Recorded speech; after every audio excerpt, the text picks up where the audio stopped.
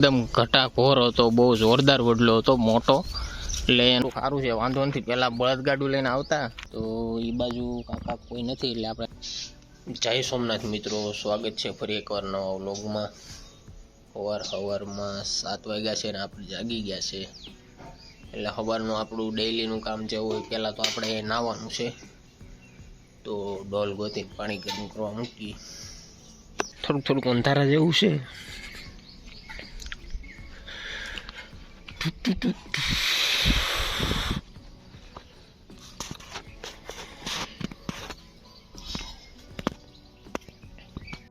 આ ચૂલા ઉપર થાય છે આપણું પાણી ગરમ, ને પાણી ગરમ થઈ જાય એટલે આપણે પછી નાહી નાખીએ. શું તમને નાહીને તો મિત્રો ફાઇનલી નાહી ધોઈને થઈ ગયા છે આપણે તૈયાર, અને આજ જવાનું છે આપણે આપણી વાડીએ. આપણા ખેતરમાં છે ઘઉં, અને ઘઉંમાં આટો મારવા જવાનું છે. એટલે પહેલાં આપણે નાસ્તો કરીને પછી આપણે નીકળીએ. તો આપણે સવારમાં નાસ્તો કરવા બેઠા છીએ, અને નાસ્તો કરવો સવારે બહુ જરૂરી છે.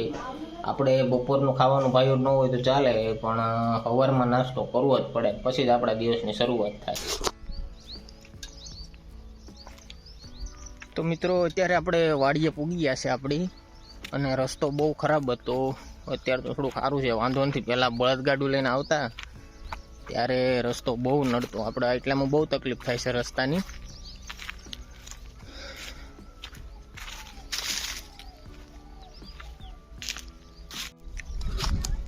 અને મિત્રો આપણા ખેતરમાં છે 5 વીઘાના ઘઉં વાવ્યા છે, ને ઘઉં આપણે હાવ મોડા વાવ્યા છે. એટલે હજી છેલ્લું પાણી લગભગ પપ્પાએ વાળી દીધું છે, પણ હજી નહીં તો 15 થી 20 દિવસ આપણા ઘઉં ઉપશે. અને થોડુંક વાદળછાયું વાતાવરણ પણ છે, 2-3 દિવસથી, અને માવઠાની આગાહી છે. એટલે થોડોક ડર પણ છે કે માવઠું આવશે તો જો ઘઉંમાં માવઠું આવશે તો આપણા ઘઉં બગડી જાય. પણ વાંધો નહીં, હવે જોયું જાય શું થાય છે. લગભગ હજી 15-20 દિવસ જેવું તો લાગી જ જાય આપણા ઘઉં નીકળતા. તો કોઈ વાંધો નહીં, હવે જોઈએ છે. તો આ છે આપણા ઘઉં, અહીંથી લઈને ઠેક આમ હેઠો દેખાય ત્યાં સુધી, આ એટલા વિસ્તારમાં છે, તમને દેખાય છે.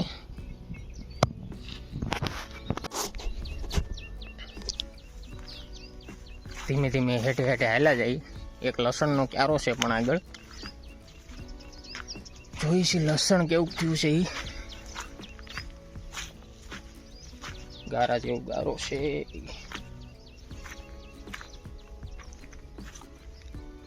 અમારે બૂટ કાઢવા પડશે, ગારો છે.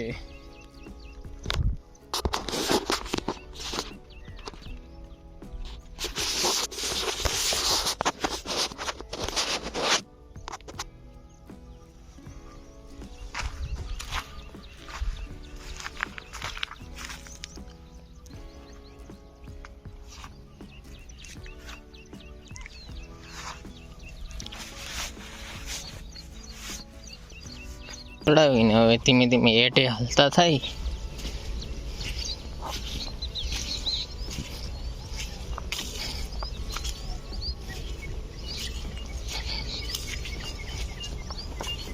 આ લસણનો ક્યારો છે.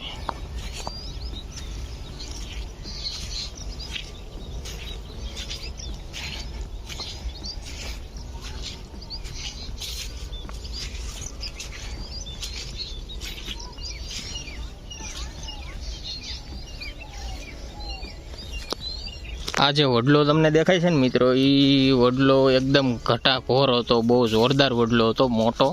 એટલે એનો છાંયો પડતો હતો, એટલે પપ્પાએ વડલો કાપી નાખ્યો. એ વડલાનો છાંયા હેઠે જે મજા આવે ને, એવી મજા જ ક્યાંય ન આવ્યો. હમણાં પાણી વાળ્યું છે એટલે લીલું છમ જેવું છે. આપણે ગારો કર્યા છે, વાંધો ને ધીમે ધીમે જાય બહાર બાજુ. બૂટ હાથમાં લઈ લેવાનું.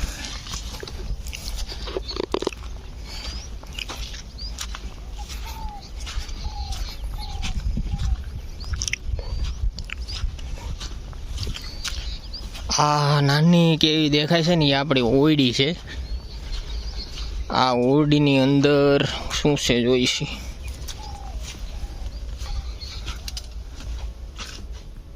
નાનો આમ તો ચૂલો છે, અહીંયા બપોરે રોટલા કે ભાત કે કાંઈ પણ શાક બનાવવું હોય તો અહીંયા બની જાય, ને ચા પણ બનાવવું હોય તો બની જાય. નાની એમથી ઓરડી છે ને ઘણા ટાઈમથી આ ઓરડી છે. હું નાનો એવો હતો ત્યારથી મને યાદ છે કે આ ઓરડી ત્યારથી છે. અને હું તમને કુંડી બતાવું છું આપણી વાડીની. અને આ કૂવો છે, કેટલું પાણી છે જોઈ છે.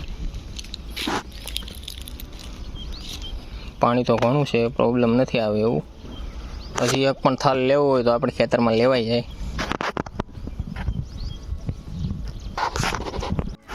આ વડલો કાપી નાખ્યો, બહુ જોરદાર વડલો હતો આ, પણ પપ્પાએ કાપી નાખ્યો છે કેમ કે આનો ઓથ પડતો હતો.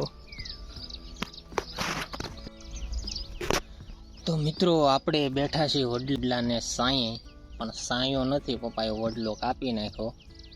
અને આ બાજુની આપણે કાકાની વાડી છે, તો એ બાજુ કાકા કોઈ નથી એટલે આપણે નથી જવું પછી વાત. હવે તો હવે આપણે ધીમે ધીમે ખેતર જોવાઈ ગયું છે ને ઘઉં પણ જોવાઈ ગયા છે, એટલે હવે આપણે ઘર તરફ નીકળી. આપણા બોરિયા બિસ્તરા હકેલી લીધા છે અને હવે આપણી બાઇક પડી છે, ત્યાં જઈને બાઇક સ્ટાર્ટ કરીને હવે સીધા ઘર તરફ.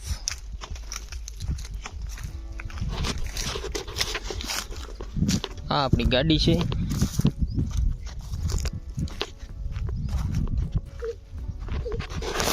મિત્રો આપણે વાડીએથી આવી ગયા છે ને આપણો મોબાઈલ પડ્યો તો કાકાને ઘેર ચાર્જિંગમાં, અને આપણે ઘરે જવાનું છે. નાળિયેરીને પાણી પાવાનું પપ્પાએ કીધું છે એટલે આપણે નાળિયેરીને પાણી પીવડાવવાનું છે. હજી જમવાનું નથી થયું બપોરનું. તારે શું કરવું? મારે ઘઉં પાકી જાય એટલે કહું પકાવવા. કોણ જેવું કેતા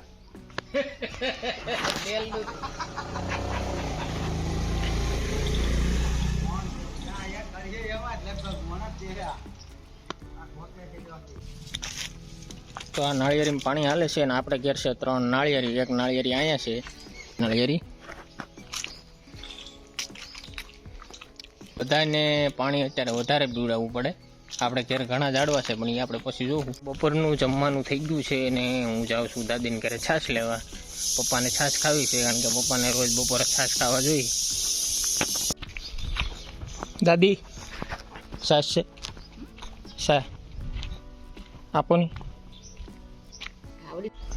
તો છાશ આપણે લઈ લીધી છે બરણીમાં અને હવે જાય છે ઘેર.